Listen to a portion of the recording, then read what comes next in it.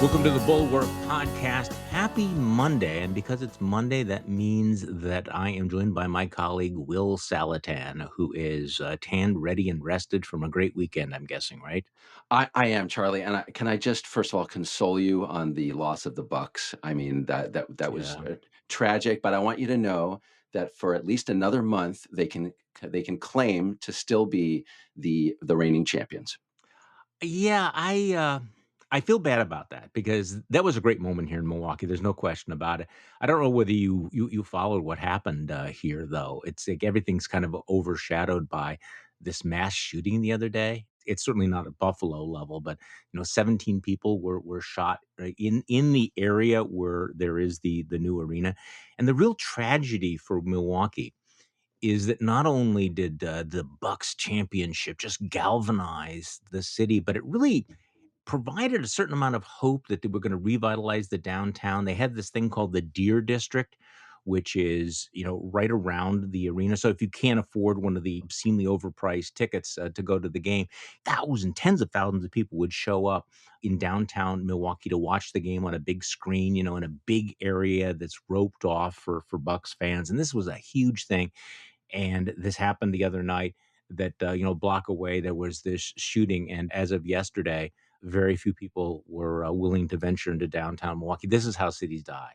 Ugh, That is the sad thing because we were on the cusp of really having something cool. If you ever saw the pictures of the thousand, like 50, I think it was 50,000 people showing up outside the arena to watch this game, and this was kind of just a great moment. And this is how urban crime just destroys those prospects. So that's even worse than the Bucks losing. yes, that is worse than losing a game.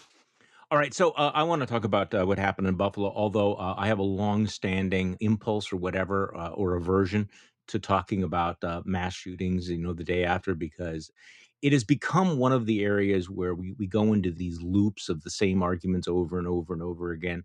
This one, though, I'm going to make an exception because I think that the role of the great replacement theory is just impossible to ignore, and we're going to have massive denialism about that. So I want to get to that in a moment. But can we just start off with just a preview of what's going to happen tomorrow in Pennsylvania? Because I must say that given the craziness in Wisconsin, I have a certain amount of satisfaction knowing that right now we are not the craziest fucking state in the country. We don't have the time to get into how weird it is, but here's a brief summary here. So, in the Republican primary for governor, the leading candidate is this election denialist, batshit crazy guy named Doug Mastriano. He is so extreme, so bizarre that Republican leaders in the state have launched this 11th hour attempt to derail him, to get other candidates to drop out, to coalesce behind him, because they're looking at Doug Mastriano and saying, look, if he wins, that's an almost certain defeat in November, an election we ought to win. So that was what was happening last week. And then over the weekend, Trump endorses the guy. So, wow. But at the same time, in the Republican Senate primary, they're also panicking. So you have the panic in the governor's race and the panic in the Senate race. This fringe candidate, Kathy Barnett's been surging in the polls. And what I think is interesting is that her rise has rattled and divided the party's entertainment wing. I mean, so Sean Hannity is ripping her as an unelectable extremist. Laura Ingraham is continuing to give her air cover. The full MAGA folks kind of like her, Sebastian Gorka and Steve Bannon. I'm sorry to repeat this, but it is kind of delicious to watch this because, they grew the crocodile and now it's out eating people. Latest polls show Dr. Oz is still ahead. And then in case things weren't just bizarre enough in Pennsylvania, on Sunday, last night, we learned that the Democrats' leading Senate candidate, John Fetterman, the lieutenant governor, suffered a stroke last week, and he's continuing to pledge his campaign, but apparently he's not going to be able to show up on election night. So this is tomorrow. So, Will, the madness comes home to roost for MAGA. I don't know. What do you think? One of the weird things to me when I came to the Bulwark, is I come from a Democratic background, right? And our Yeah, attitude right. is, you guys choose your crazy. We're Yeah. not going to even address it. You guys, it's for former Republicans, the obsession with like the details of which kind of crazy it is kind of fascinating to me. It appears to me that what's going on in Pennsylvania is you have the fracturing of the various current species of crazy in the Republican Party. So you have like, I mean, Oz is like the Trump sycophant or the successful Trump sycophant. They're all right. And then you have, McCormick, you have the unsuccessful Trump sycophant. But he's got other people around Trump, so he can sort of claim the reflection of the great man through these other former Trump aides. And then Kathy Barnett seems to be sort of like, it's not so much the Trumpy part of it, it's that she says crazy things that a lot of people on the right believe. It's sort of, the anti-Muslim stuff, the anti-gay stuff, and she's the hardest core pro-lifer. So like she may win because of like issues as opposed to Trump. So that's kind of interesting to me. It is, and it's sort of this the purest distillation of all of this, and this is part of a culture where you say something that is offensive or shocking, and people go, "Wow, that's offensive and shocking," and then the immediate reaction is to play the victim card, like, "I can," "put out more fundraising that they're trying to silence me." Kathy Barnett is also one of those candidates, like Doug Mastriano for governor. These are just not ready for primetime candidacies as well, and it's kind of interesting to see this play out. Mastriano walked out of a conservative podcast when they asked him about his role on January 6th. Couldn't handle it. Couldn't handle the heat. Wants to be governor. Kathy Barnett was on which other cable show was she on yesterday? She was on Fox. Of course. What a silly question. What see, this is I'm off to a terrible start on Monday morning. Of course, Kathy Barnett would be on Fox News. And let's play a soundbite because she's asked about some of the anti-Muslim comments she had made. And again, this is kind of ironic that she's being criticized for the extremism of her anti-Muslim comments in a party that is led by someone who at one point called for a complete and total ban of Muslims, but whatever. So here's Kathy Barnett from yesterday morning. A tweet in 2014, you said, if you love freedom, Islam must not be allowed to thrive under any condition. You've got tweets about former President Obama. One of them in 2016 says Obama is a Muslim doing Muslim-like things. He has said that he is not. He is a practicing Christian. So any context then for those particular tweets? Yeah, let me just say, in almost all of those tweets, especially when you look at the time frame we were living in, at that particular time, we had the Obama administration bringing in a lot of Syrian refugees. At that time, I was watching the former FBI director, James Comey, testify, I believe, in front of the Senate, saying we can vet until the cows come home and we won't know who these people are. And yet Obama at the time was telling the American people, don't worry about it. We're going to vet everyone. And what we were watching as Americans was very unnerving. And I'm sure the people will remember that. We were looking at the Pulse nightclub shooting. We were watching people take vehicles, weaponize them, and run people down in the street. We were looking at the San Bernardino shooting. We were looking at some very unnerving things that as Americans we thought would never happen here. Okay, Will, your take on that, because she doesn't actually ever back off from any of the things that she had tweeted or said, did she? So what's interesting to me there is, a normal politician, somebody who's practiced at this at least, might answer the question, might apologize or revise or retract or something about her past. I mean, her past comments about Muslims are quite extreme. That they're animals, that we have to stop interacting with them, that we can't let Islam thrive. It's very explicitly anti-Muslim. She doesn't, in her answer, retract anything. She doesn't apologize for anything. She just says, hey, look, there's all this stuff going on, the Syrian refugees, and this is why we're upset. I mean, that is not civilized behavior. That's not the behavior of somebody who's ready to participate in political conversation, or frankly, Charlie, in pluralism in the United States of America. So it's alarming to me that she responded that way, and it's going to be even more alarming if on Tuesday she gets rewarded for this behavior with a nomination.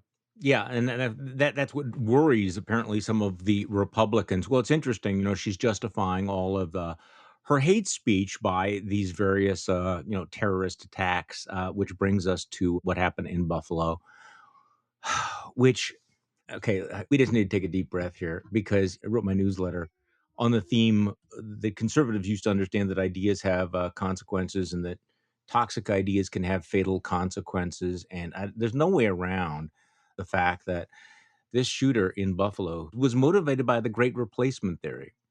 And we have to have these usual caveats that the responsibility for the murders lies with the murderer himself. So, and we be careful about the whole blood on their hands, hot takes. Need to keep that in mind. But on the other hand, this is not the first time that the great replacement theory, which believes that, legacy Americans, white Americans are being replaced by immigrants and by minorities.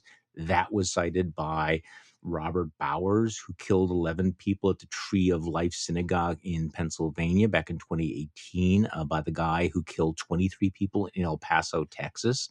John Ernest, who pleaded guilty to murdering one and, injuring three others at a synagogue in California in 2019. And now we have this 180-page manifesto that echoes the previous terrorists and everything. Okay, so Will, I mean, part of the problem is that you read that manifesto and a lot of it, you put it side by side with some of the stuff that Tucker Carlson is putting out there, and it is hard to disentangle the fact that the American right wing has mainstreamed this theory that was the motivation behind the attack. And you know what kind of blowback we're all gonna get for even mentioning that. Yeah. And okay, first of all, let's make an exception. I propose to make an exception to your usual well-advised caution about talking about, mass murders the day after. Mhm. The Mhm. reason being, in this case, as in some previous cases, there's not a lot of mystery in the No, sense there's that this not. guy, because he posted his manifesto, right? These guys want their motive to be known. It's all about the motive. So we know the motive. And as you're pointing out very well, this is consistent with a whole series of previous mass murders in the name of replacement theory. And one of the things that I hope we will take out of this is that the targets of these mass murders are diverse. They are various. This is not just an anti Black crime. This guy in his manifesto, I think you've probably read more of it than I have, but I I started have. going through it. Lots of anti Jewish stuff, right? I mean, Yep. he could just as easily have shot up a Jewish neighborhood, decided he was going to target other minorities instead. But the previous attacks, as you're pointing out, 2015, 2018, 2019, they are against Jews. They are against Latinos. Some of them are anti Black. Whoever you are, and sometimes it's anti gay, whoever you are, if you are a minority in this country, this replacement nonsense, this insanity will come for you. You cannot say this is somebody else's problem. So I think we need a coalition in America to come together and recognize that most of us are at one point or another going to be targets of this insanity, and we have to stand up to it.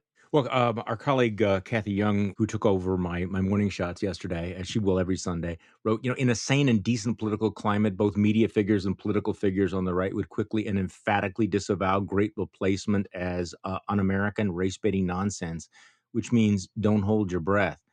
And the bad news is, you're calling for this coalition, which I agree with you completely.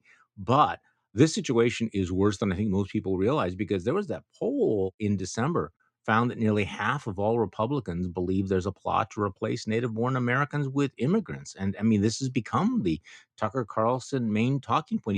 He's been pushing this for more than a year. You are hearing this rhetoric come out of the mouths of Republican candidates all over the country. And, I guess at one time I would have said, the shock of seeing your words become real in this manifesto would be a moment where people would go, wow, okay, I need to rethink my life. I need to rethink the way I'm speaking. But I don't see that happening anytime soon. I mean, my guess is that, many of the people who are pushing the great replacement theory, people like Tucker and the other Foxos, are simply going to try to boomerang this around and say they're criticizing us, which is a sign that we are the real victims here. You know what I mean? Right. And, what comes to mind when I think about this issue is a standard line of Ted Cruz has been he talks about illegal immigrants. He said they're not undocumented immigrants, they're undocumented Democrats, that the whole thing is a conspiracy by Democrats to open the borders, let illegal aliens in, give them amnesty, make them voters. And, and so it's deeply entrenched in mainstream Republican talking points to this whole replacement stuff. And Charlie, the thing that really concerns me here is we have plenty of evidence now from the series of shootings that you and I have just been discussing, and the FBI has documented it, that white nationalist terrorism is now number one. It is the number one terrorist threat in terms of lives taken since 9/11, right? 3,000 people killed on 9/11. Nobody's touched that. But in the last 2 decades, white nationalist terrorism is number one, not Islamic terrorism. And part of it is that we focus on Islamic terrorism. We surveil those the networks where we can. We have policies designed around that. We need the same thing for white nationalist terrorism. We need to look, and all of these Republicans who talk about Muslims like they're the problem. Muslims need to police themselves. We need to watch the mosques. We need to be focusing on these social media networks and other social networks that are breeding the white nationalist terrorism. And that includes some of the same people who were in January 6th, some of the same people who are in Republican politics. Yes. We also need to talk about, and this is tricky because we don't know what we don't know on all of this. But I think that there is often a tendency to talk about shooters like this as being insane or mentally ill or the problems of mental health and everything. And there may be mental health issues involved in this in what this kid did. What strikes me though is blaming this on insanity is a cop out, because I'm reading this manifesto and I really don't want to be, the reason I'm hesitating here is I really don't want to be misunderstood here. And it is the lucid explanation of an ideology, a series of beliefs. And so people need to connect the dot. It's not just one crazy guy out there. It is, in fact, somebody who has been radicalized by this kind of rhetoric, by these kinds of memes, by these narratives, which are omnipresent on the right. Do you understand what I mean when I'm saying that? It's easy to simply say this is insanity when, in fact, it's a different kind of evil. It's an ideological evil. It is hate. It is racism. And it is part of a more or less coherent worldview that, frankly, if you turn on Fox News tonight, you will hear the same kinds of themes. Yeah, nobody puts up with the mental health explanation as a complete explanation when the killer is Muslim. Nobody does that, right? Because it is understood, it is implicit that what Islamic extremists do is find young men who have mental health problems, right? And make them into murderers, into warriors for the jihad. Right. So in the case of white nationalism, yes, it is absolutely true that the people who pull the trigger tend to be messed up. That's why they're pulling the Right. trigger. But we absolutely target the propagandists, the ideologues who exploit those kids, marshal them, and make them killers. So, in terms of how widespread and mainstream this is, the fact that someone like Elise Stefanik, who is the number 3 Republican, that she is trafficking in this sort of thing, I think is an indication of sort of how deep the rot has gone. And I talk about this in my newsletter this morning. I mean, she had what I wrote was that she had a bad week last week, full of gaffes, QAnon adjacent smears about, pedophiles, and then reminders that she traffics in replacement theory. And by bad, I meant the sort of things that will probably increase her chances of becoming speaker in a GOP house. I mean, and really, but this is an indication, though, that when someone like Lee Stefanik decides I have to go MAGA, there's no limiting factor. There's no handhold. There's no red lines. There's nothing that stops them. Nobody stands athwart her ambitions and says, "Elise, what the fuck? What are you doing here?" So she has to grab any conspiracy theory, any meme, any slur to basically prove her loyalty to this particular movement.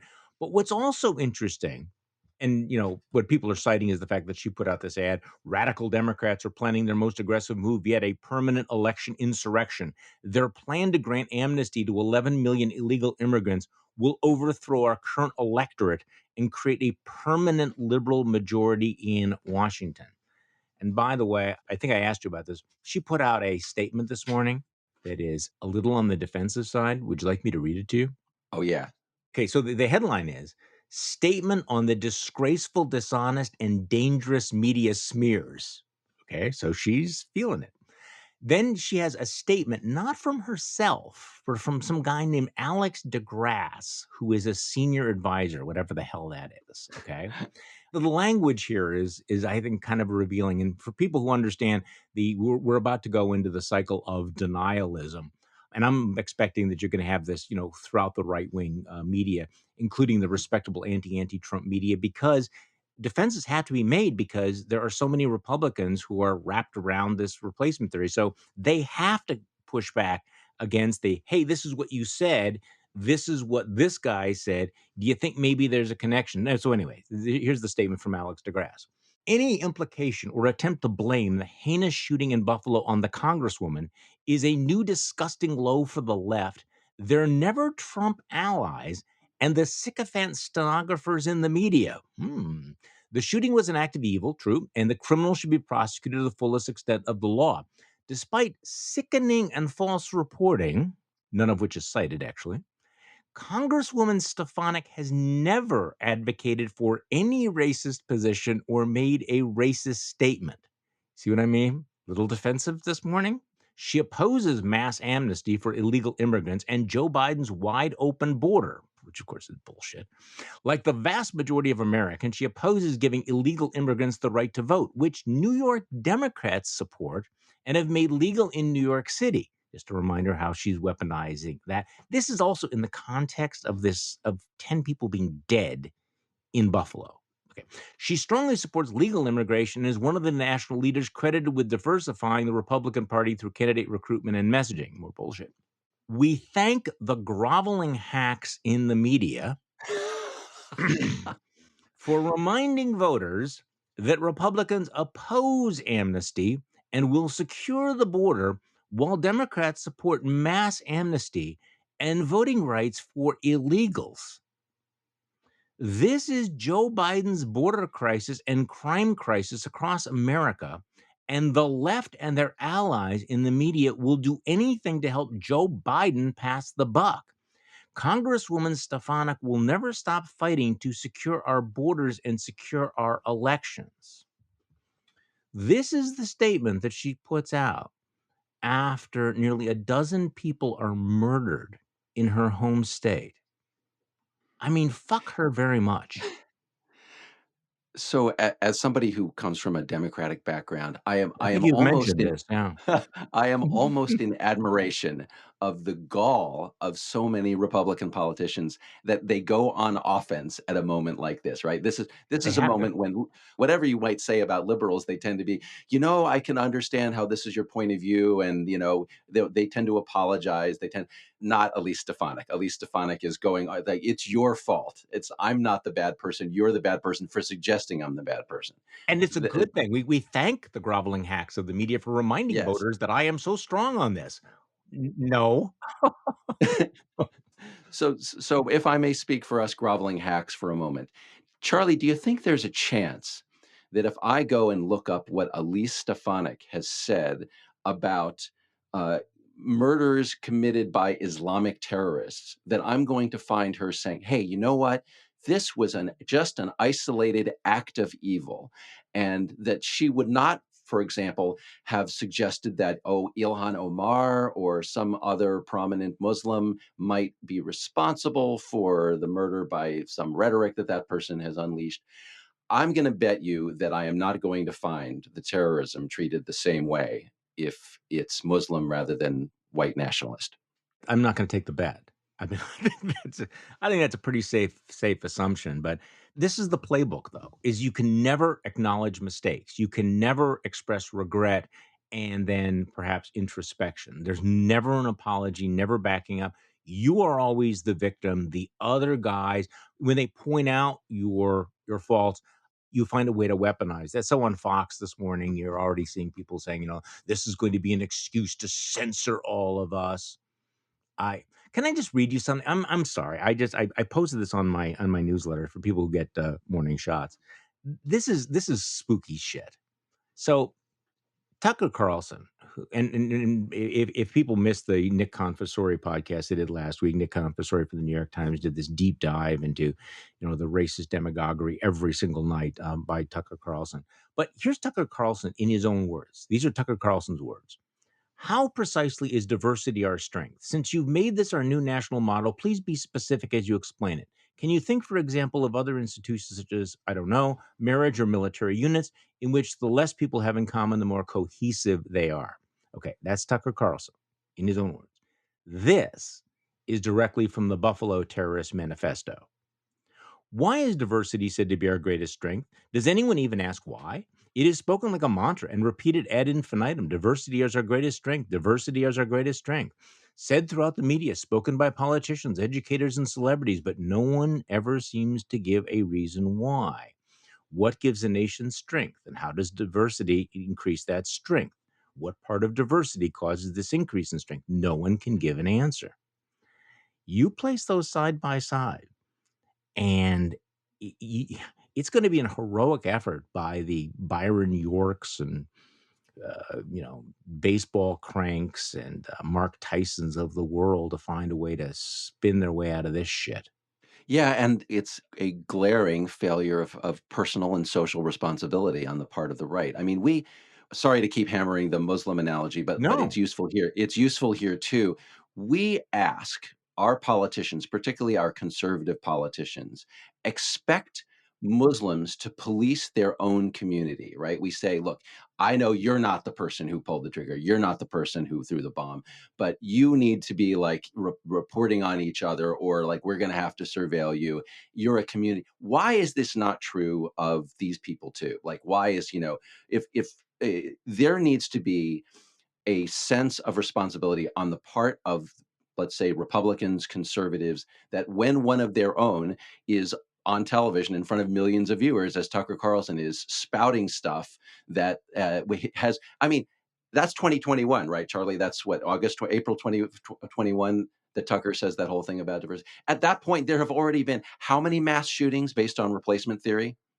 And so he's out there spewing an ideology that is known to have caused mass killings, right? And where is the self-policing on the right? Where's the self-policing among Republicans? this is actually an even better point than you think, because I certainly remember during the Obama years, there was the mantra, constant mantra was call it radical Islam, call it radical Islamic terrorism, and you have to use that phrase about it all the time.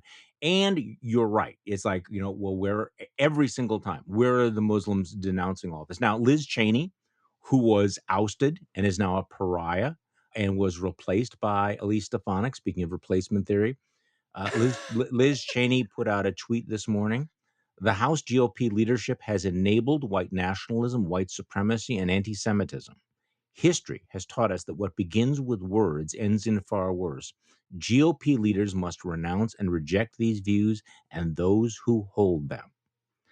I just think it's a moment to think that Liz Cheney is cast into outer darkness, whereas Elise Stefanik, whose statement I read before, is number three in House leadership, and I think is as likely. I wouldn't say that she's got a 50-50 shot at being the next speaker, but it's certainly probably, I don't know, 40% chance.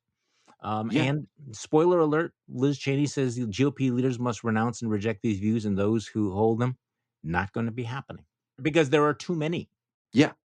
And can I just point out here, the difference between Cheney and Stefanik here illustrates a fundamental difference in how we think about terrorism. Terrorism is an ism, right? Terrorism is about the means by which it's about the targeting of civilians. It's about mass killing of innocent people for a political cause, right? And there is a school of thought that has dominated among Republicans for quite some time, which is that terrorists are a group of people that can almost be identified by their religion or their ethnicity. It's all one phrase: radical Islamic terrorist. Islamic terrorists. They're people who they have a different color, they have a different religion, and what Liz Cheney is pointing to is that the ism transcends race, transcends ethnicity or religion, right? And the deliberate targeting of civilians is done, can be done, has been done for years by white nationalists, by people who look like ordinary Republican voters. And if Republican politicians won't take that seriously, there will be more killings. Okay, let's switch gears because I want to talk about some other things that happened over the weekend, including some developments in Ukraine and the debate about the post Roe world heating up. Of course, the Supreme Court issuing more opinions this week and well, actually, now through June. So let's do that right after this. This episode is brought to you by the Jordan Harbinger Show, which features in depth interviews with some of the world's most fascinating minds like Ray Dalio and Malcolm Gladwell. Every Friday, Jordan also releases a Feedback Friday episode to respond to listener questions covering everything from conventional problems like leaving a dream job to doozies like helping someone escape an abusive relationship. You could also hear the latest news about Russia, featuring a heavy hitting interview with Gary Kasparov and his experience with authoritarian governments. And that's just the beginning. Search for the Jordan Harbinger Show. That's HARB as in boy, IN as in Nancy, GER in Apple Podcasts, Spotify, or wherever you're listening right now. Okay, I am back with my colleague Will Saletan. Interesting development over the weekend. You had a group of Republican legislators go to Ukraine to express solidarity, led by Republican leader Mitch McConnell. Your thoughts about that, Will Saletan? Well, it's great that we've had a delegation of Democrats go. Now we've had a delegation of Republicans, and we're like, trying to get, if Rand Paul will get out of the way, which I think they'll be done in a couple of days, there'll be $40 billion approved that can be appropriated for aid to Ukraine. And Charlie, this is enormous because I just, for fun this weekend went and looked up what was the Russian military budget for the last fiscal year. And it was $66 billion, right? So we're starting to get to numbers in terms of, I mean, not everything we're sending, economic aid, humanitarian aid, but we're sending a lot of military aid, and so are other NATO countries. A billion here, a billion there starts to add up. And we're getting to the point of like I know. Ukrainian parity with Russia in terms of the amount of money that's available. And that equipment is, as it arrives, what we are starting to see on the map in Ukraine is It's the Russians amazing. going Oh my backwards. They are God. Yeah. out of the Kiev area, weeks ago. Now out of the Kharkiv area, the Ukrainians are pretty much pushing them back to their own border, and then we'll settle up on the east. But the Russians are at a point where things are moving backwards, and the question of coming to the table at this point, it may be Putin who needs to come to the table to try to consolidate some gains before he loses even more territory. I find this amazing. As you know, I resist irrational exuberance and optimism of any sort, but the reports about the failure of the Russian efforts in the Donbass region are truly extraordinary. You have Ukrainian soldiers in the Kharkiv area who are at the Russian border. So you're actually now starting to see this hand wringing, like, new worry in the West. What happens if the Ukrainians win? It's like, oh, guys, you know, you need to get over the fear of victory. The fear of success is not what ought to be top of your mind. The other extraordinary development, besides the fact that this Russian offensive has been an absolute failure, is the ongoing expansion of NATO. For students of diplomacy or history, the idea that Finland would be joining NATO. When the word Finlandization, how would you describe it? I mean, basically just appease Russia, to become completely inoffensive to Russia. The fact Yeah. that the countries like Sweden and Finland are joining NATO now is absolutely breathtaking.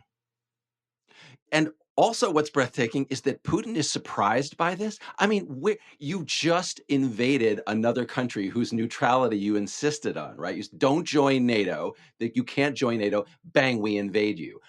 And then Finland looks at this and says, "We're joining NATO." And Putin is surprised. Where does the surprise come in? Not only does Finland have every reason to look at Ukraine and say, "We're not going to be next," but I'm sure they're thinking, while you're, raping and murdering this other country, while you're preoccupied with that, before you can do the same to us, we're going to get under the NATO umbrella.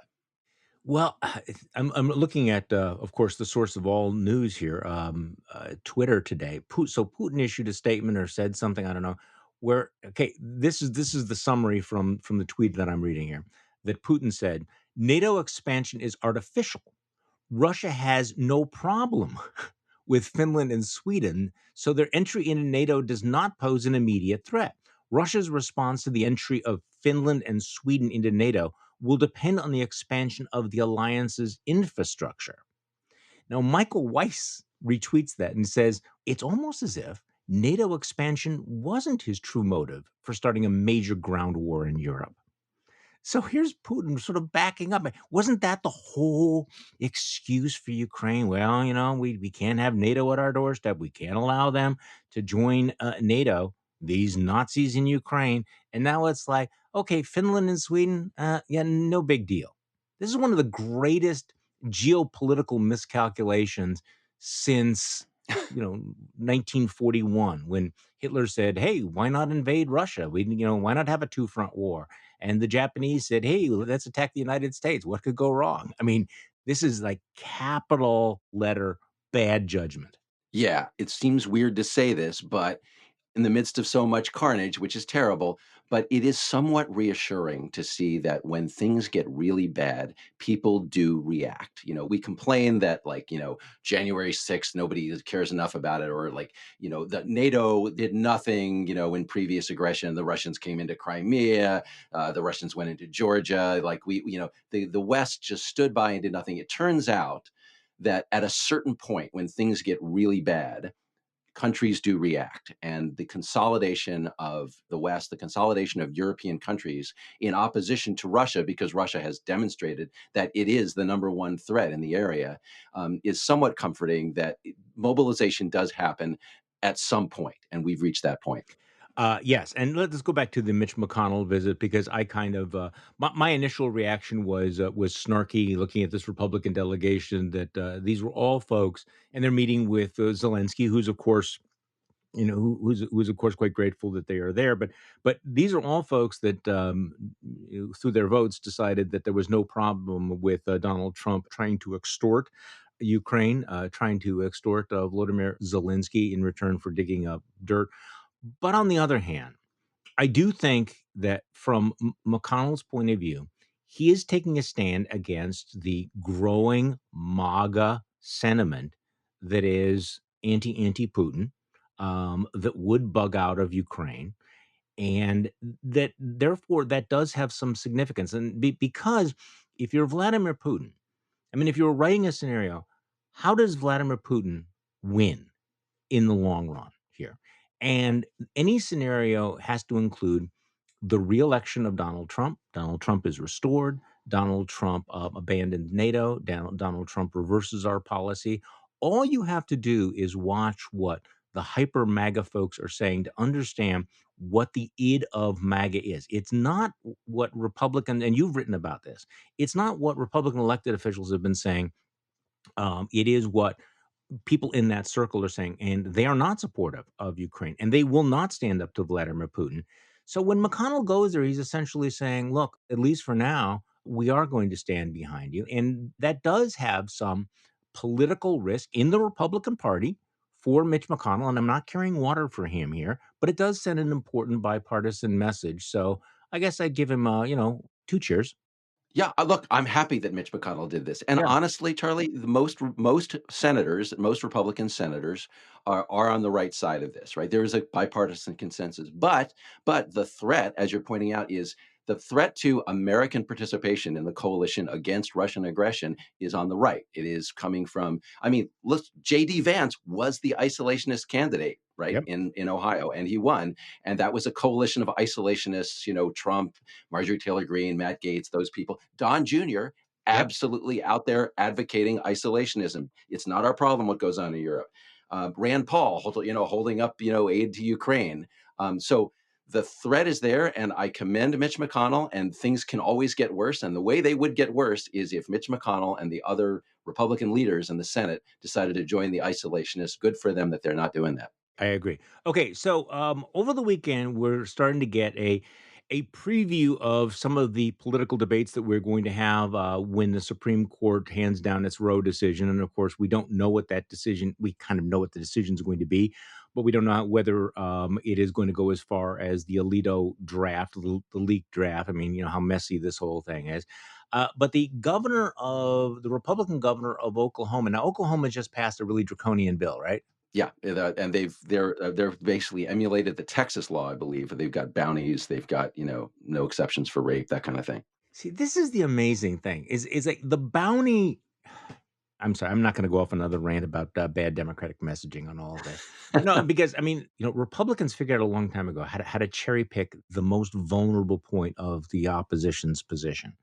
Democrats haven't really learned that yet. They haven't focused in on that. But anyway, okay. So Oklahoma Governor Kevin Stitt is on one of the shows yesterday and has asked one of the questions that I think that Republicans are going to have to around the country are going to have to answer. Why would you not have an exception for rape? So here's Governor Stitt of Oklahoma. Now, your law, as I understand it, has no exceptions for rape or incest. And the argument is a victim may not know at 6 weeks that she is pregnant. So what do you say to a woman who finds herself in that situation, lives in your state, and feels like she's got no options?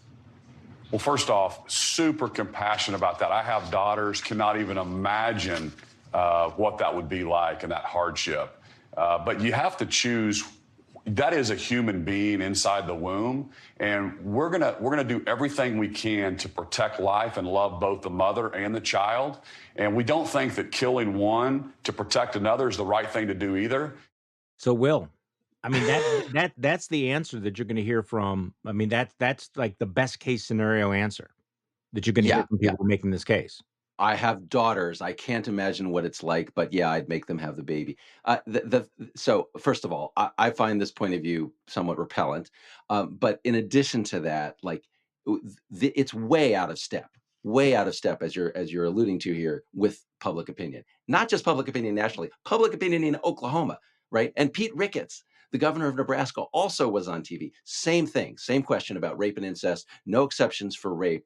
And what happened in the Stitt interview is the interviewer tells him, you're out of step with your own people. Here is data from your state. 51% of the people in your state reject this position and like think that abortion should be generally available. If you ask about rape and incest, the number is going to be way higher, overwhelmingly in favor of allowing abortion in that case. And Stitt and Ricketts and these guys, Stitt actually says he doesn't believe the numbers. So these guys are, as you're pointing out, in a very politically unpopular position. And all that has to happen for that to hurt them badly, to hurt their party badly, is for Democrats to focus on that issue. Yeah. But I agree with you. Democrats haven't yet, and it remains to be seen if they will. So a couple of things about that answer, because there is, I don't want to be misunderstood here, but there is an internal consistency in his argument. And by the way, I've been arguing this for 20 or 30 years now. But there is the internal consistency, which is that if you believe that life begins at conception and you believe it is a human life, then you cannot justify killing that unborn child simply because it is the product of rape or incest. So this is part of the iron logic that goes there. But that iron logic would also argue against a 6-week limit, because if you're accepting that premise, then why would you allow any abortions from the moment of conception on, right? And trust me, there is going to be that internal debate as well. And if you believe it is a human life and taking that human life is tantamount to murder, then at what point will you see more proposals like the proposal out of Louisiana, which would hold the mothers criminally accountable? And everybody's saying, well, we obviously wouldn't do that.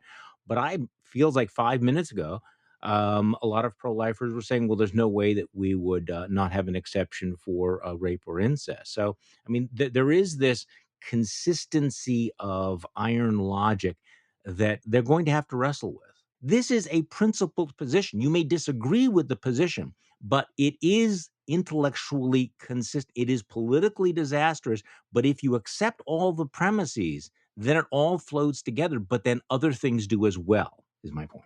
Yes, yes. And I think this is what you're doing here is a very useful way of thinking about this. There is the fully principled pro-life position. We genuinely believe that this is a child from the moment of conception, no abortions, no exceptions, right? Mhm. Then there are a couple of modifications, right? One is we're going to allow it up to 6 weeks, right? And that is politically, that is actually an advantageous concession to make. In terms of rape, if you make that concession about the 6 weeks, but you refuse to make the concession about rape, you're in the worst possible situation. Your position is neither fully principled pro-life, and at the same time, it is extremely politically dangerous. And the reason, Charlie, is that rape is not like other issues around abortion.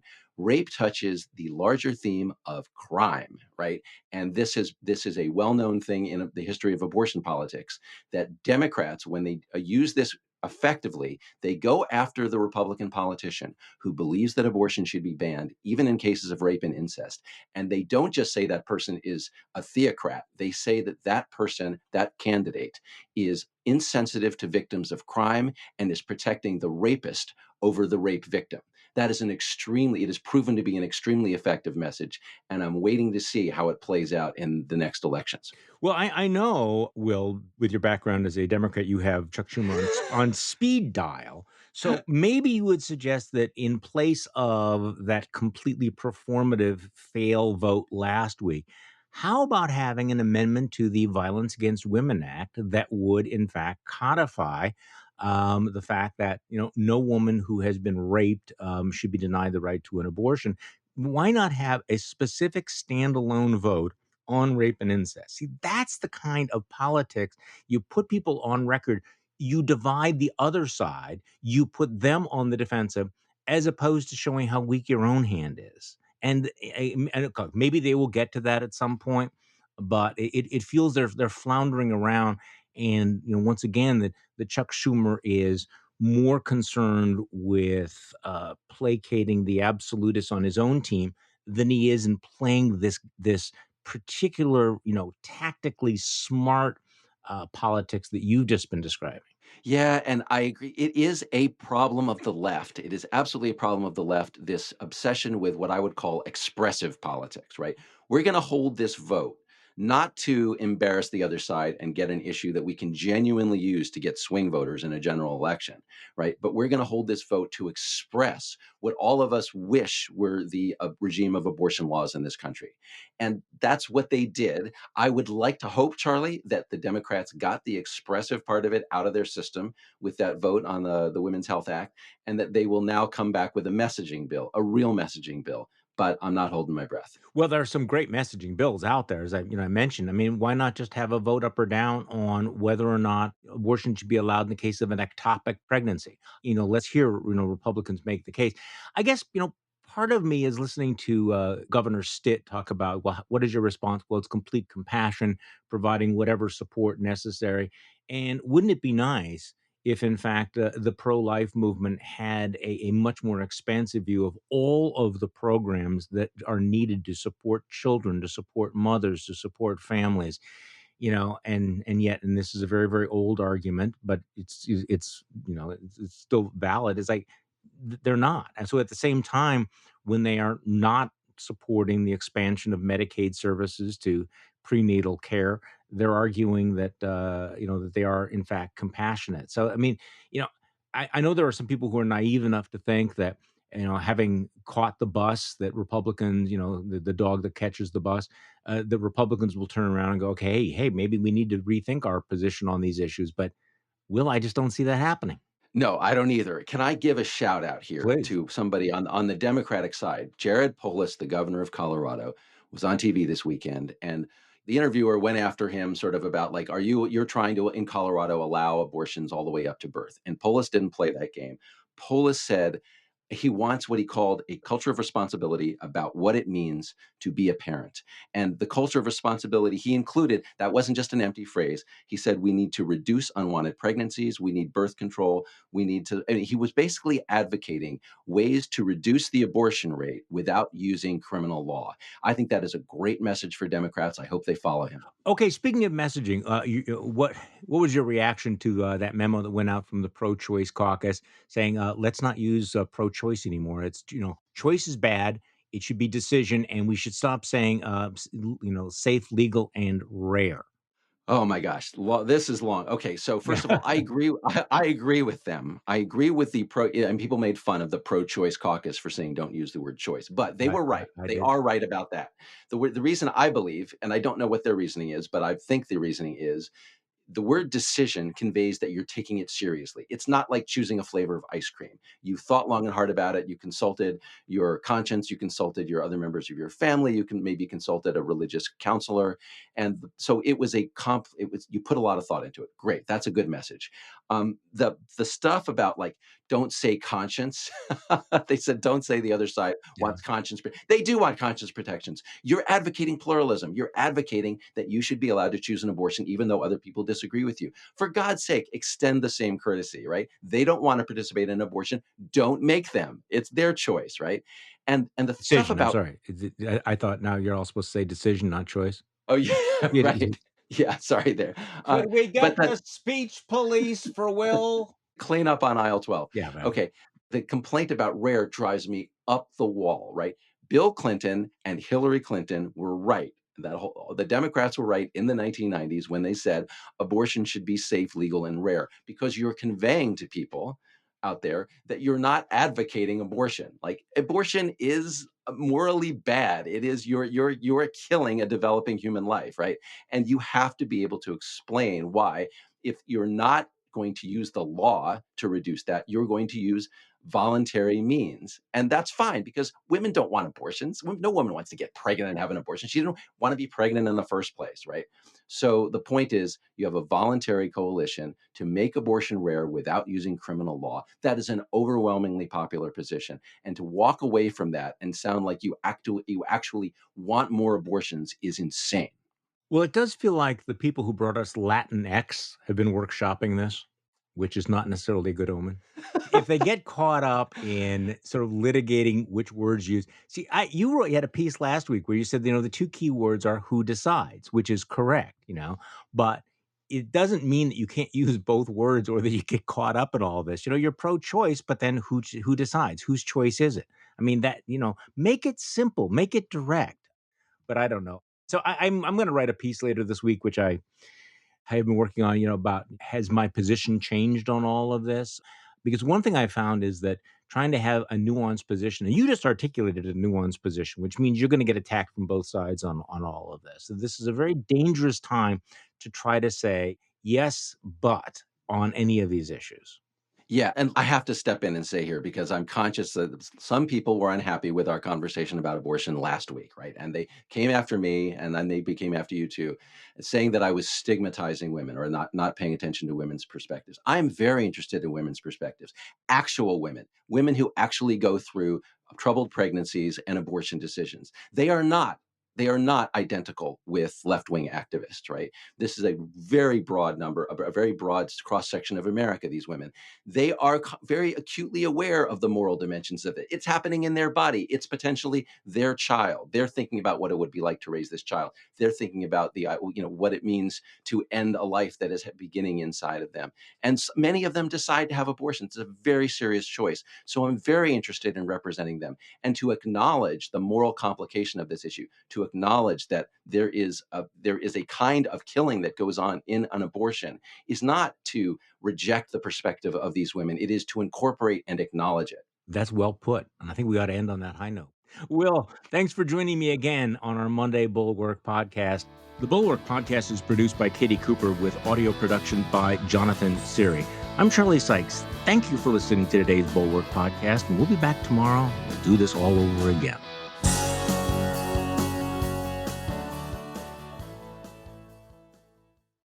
Just Getting Started with Susie Schuster has stories of humble beginnings and humbling moments from inspiring people. Angela Kinsey. Listen, I was on set one day on The Office, and I was like, we were talking about what's your good side, and I said, there's nothing really to that, right? That's like, no, there is. And our camera operator, Matt Soam, that I had known for 8 years, and I go, Matt, what's my side? He was like, this side. I was like, seriously? Oh. He goes, yeah. He goes, I always try to frame you that way. I was like, why didn't you tell me 7 years ago? The new Just Getting Started with Susie Schuster. Listen wherever you get your podcasts.